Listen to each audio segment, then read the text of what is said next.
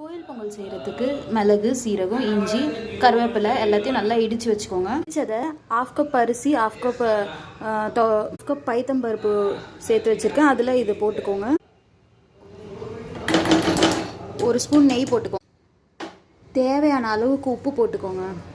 பெருங்காயம் போட்டுக்கோங்க. தண்ணி விட்டுக்கோங்க.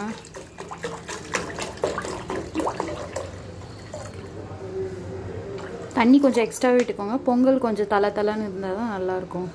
குக்கர் மூடி போட்டு வச்சாச்சு. ஒரு 5 விசில் வந்தோடனே ஆஃப் பண்ணிவிட்டு இறக்கிடலாம். பொங்கலுக்கு சைட் டிஷ் ரெடி பண்ணலாம். நான் வந்து கடலக்காய் பருப்பை ஆல்ரெடி வறுத்து ரெடி பண்ணி எடுத்து வச்சுருக்கேன்.